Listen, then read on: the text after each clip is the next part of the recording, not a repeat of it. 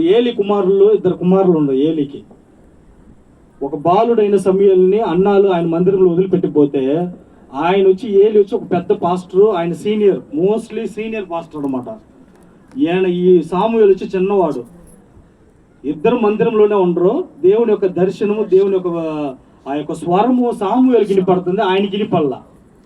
ఎందుకు ఆయనతో మాట్లాడుతుందంటే ఏలి కుమారులు అంట తప్పు చేసిండ్రంట. ఏలి కుమారులు దేవునికి ఇష్టం లేని కార్యాలు చేస్తున్నారు. దేవునికి బలిచ్చే వాళ్ళందరినీ వాళ్ళు ఏం చేస్తారంట, వారితో తప్పైన సాంగత్యం చేస్తూ తప్పైన బలులు, ఆ వచ్చే బలులు, దేవునికి ఇచ్చే బలులంతా వీళ్ళు తింటూ వాళ్ళు సుఖాన్ని అనుభవిస్తూ దేవుడికి విరోధమైన కార్యం చేస్తున్నప్పుడు వారిని నాశనం చేసేదానికి వారి తండ్రి దగ్గర చెప్పకుండా ఆయన ఊరి దగ్గర చెప్తానంటే సమూయేలు దగ్గర చెప్తానంట.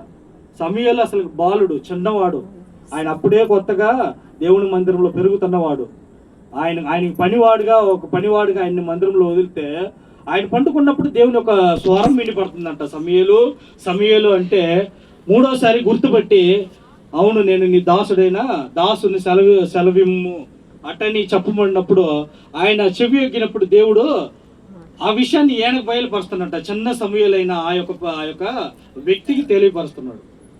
ఎందుకంటే నేరుగా ఒక తండ్రి దగ్గర నీ బిడ్డలు ఈ మార్గ చేస్తున్నారు, నీ బిడ్డల్ని నేను చంపబోతున్నానంటే ఆ తండ్రికి ఎంత బాధ ఉంటుంది. ఆయన చూడు, దేవుడు ఎంత ఒక మనస్తాపం కలిగిన వాడు. ఆ మాట చాలా నాకు నచ్చిన మాట. అసలుకి ఇక్కడ చెప్తుండు, அவர் தீங்குக்கு మనస్తాపపడిగిరవరా இருக்கிறார். వాళ్ళిద్దరిని చంపాలా, వాళ్ళు నాకు విరోధంగా పాపం చేస్తున్నారయ్యా, వాళ్ళు దిద్దుకు, వాళ్ళు సరి చేసుకో అట్టని ఆయనకి అగపడి ఆయనకి చెప్పకుండా ఈ చిన్న సమూయేలు బాలుడైన ఆయన దగ్గరికి చెప్తున్నాను అనమాట.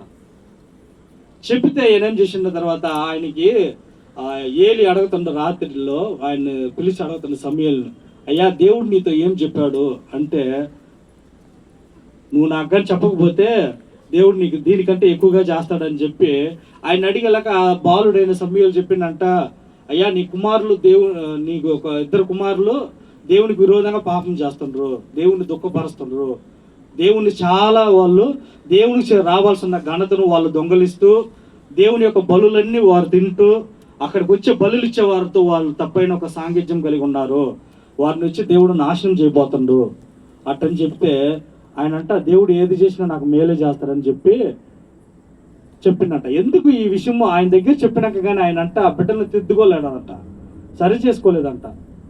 ఇప్పుడు ఒక పాస్టరు ఇద్దరు పిల్లలు తప్పు చేస్తారంటే చెప్పాలి కదా, అయినా మీరు దేవునికి విరోధంగా తప్పు చేస్తున్నారు, పలానా వ్యక్తి ద్వారా నాకు తెలిసింది, మీరు దిద్దుకోండి, సరి చేసుకోండి అని చెప్పినప్పుడు దిద్దుకుంటే అది మనకి ఆశీర్వాదం. కానీ ఆ దిద్దుకోకుండా సరి చేయకుండా ఉంటే అది వచ్చి చాలా బాధ, వేదనకరమైంది అనమాట.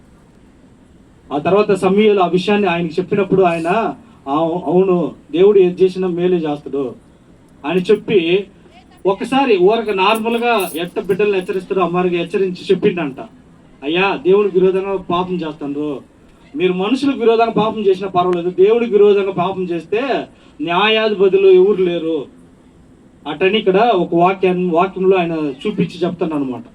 మీరు దేవునికి విరోధంగా పాపం చేయబాకండి, లోకంలో మనుషులు ఎదుట పాపం చేసినా అది వేరే విషయం, కానీ దేవుని ఎదుట దేవుని కార్యాలందు మీరు తప్పు చేయబాకండి అని చెప్పి ఆయన సాధారణంగా చెప్పిండంట.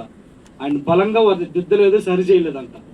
అప్పుడు దేవుని యొక్క కోపం రగులుకొని ఆ ఇద్దరు బిడ్డలను నాశనం చేసేది అనమాట.